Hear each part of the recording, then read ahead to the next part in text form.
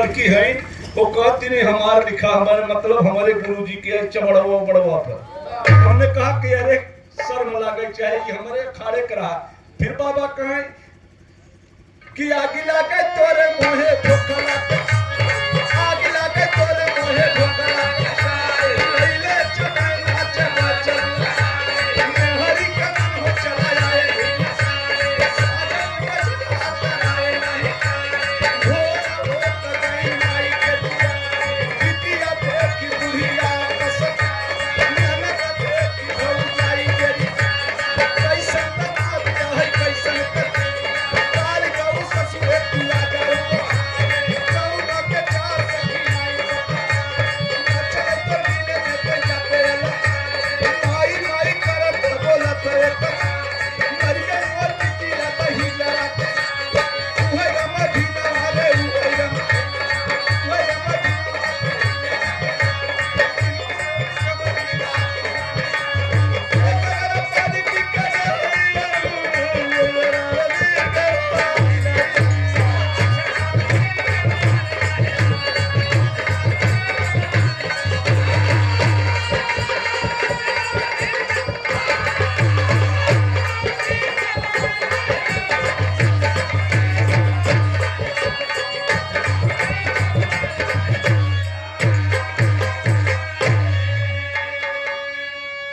करछना में हमारे विजय लाल भाई के भी रहा होत रहा नंदनी कहीं तो बाबू अब चाहे मिलत हो चाहे जिन मिलत हो कहा थोड़ा सा अंदाज मिला हमके याद आएगे बाबूजी के सिवड़ी के और अपना कुछ बनाए हैं दिनेश भाई हमके बतावे कि पर हम कहा हाँ भैया ताल में तलैया बोले तन में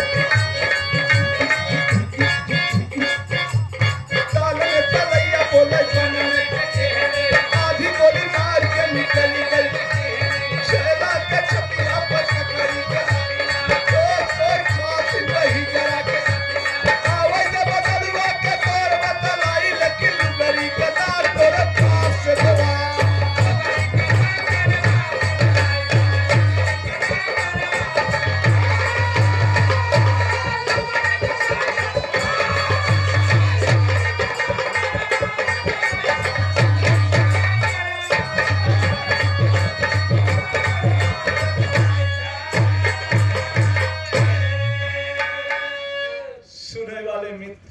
तो थोड़ा सा आप लोगों के पूरी सब्जी चलता चटनी आएगी स्वाद बदल गए लेकिन वो फौजी जवान बाबूजी जौने समय घरवा में कीड़ा बाबा मुकेश कहार उठाकर कोरा में लेके के कहता बाबू आपकी तबीयत नहीं सही बा। वो फौजी जवान यही सोच रहा है बाबू कालाल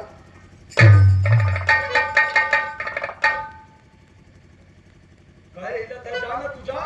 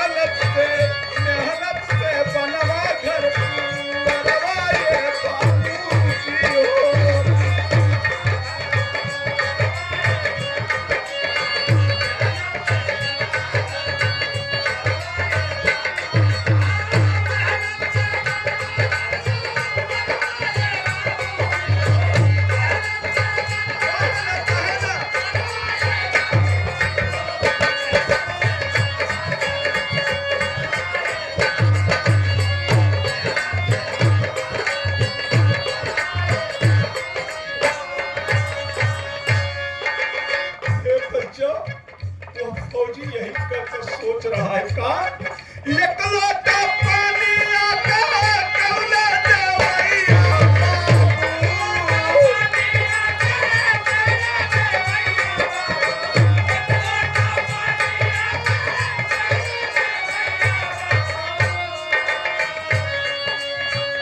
आईरे दुहरी आई आईरे दुहरी आई मैं कहता हो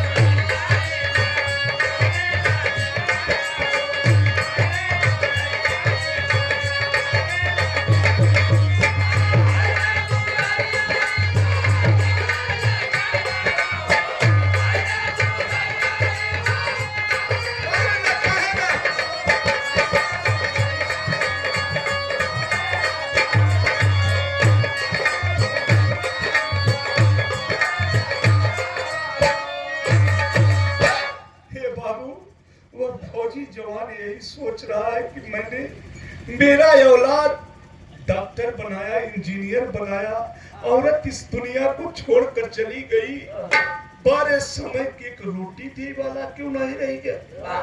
वो फौजी जवान यही सोचता रहा। बाबू बीमार पड़ गया, बिरहा सुने वाले बड़का भैया फौजी बीमार हो गया। बिरहा सुने वाले प्रेमी जब बीमार हो गया तो वही मुकेश कहार जो पड़ोसी था बाबू उठा करके हॉस्पिटल में ले गया। एडमिट किया। कभी ने विदेशिया का भावा बिरहा करीब बामर साहब का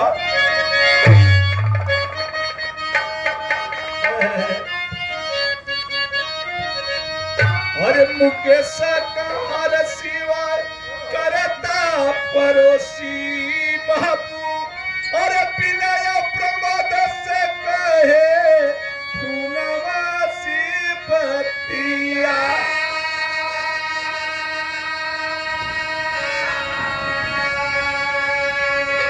रुपया पठाई पापा घर नहीं आऊ पापा कोई है रामाया दिल्ली राजधानिया।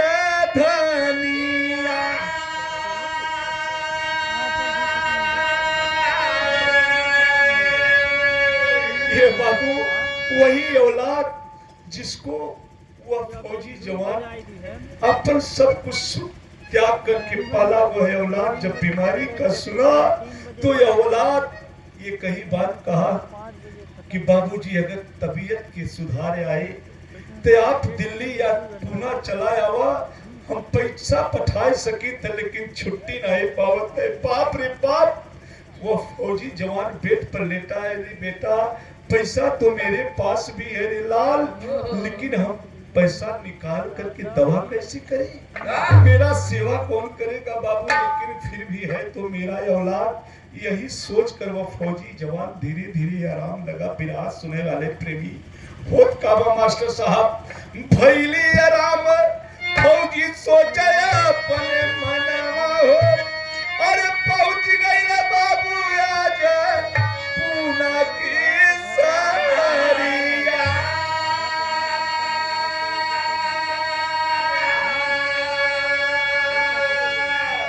देखे जब बेटा यवर नाती का सकलिया हो अरे नाती प्रिंस धाराई बाबा का पायरिया।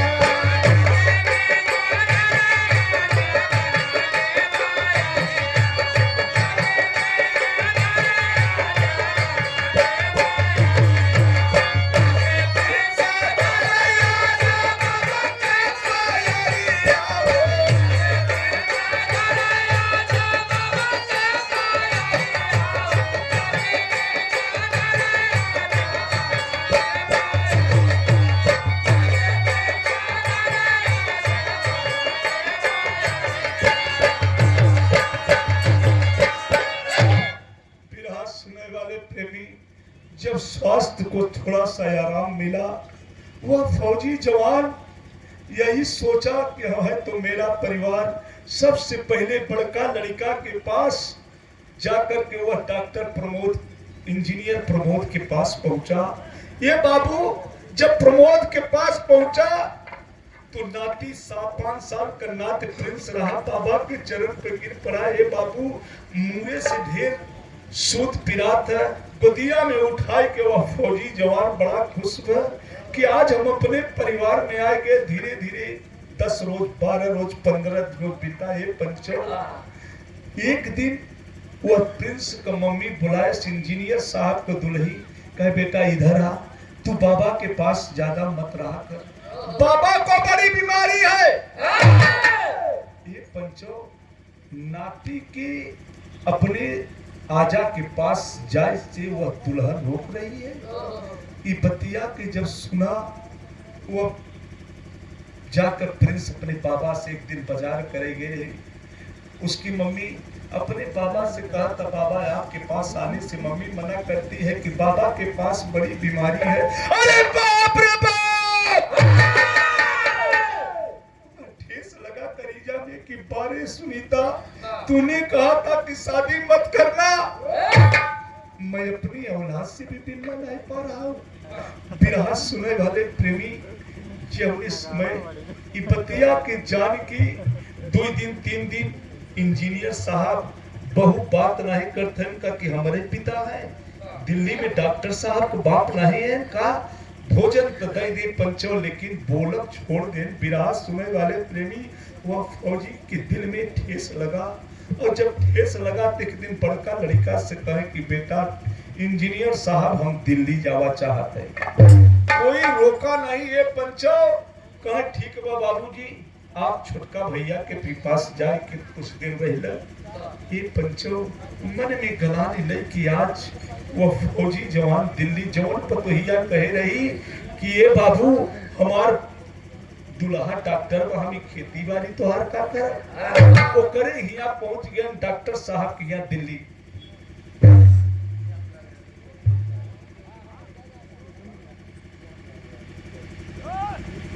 श्यामलाल यादव बस्ती दाढ़ी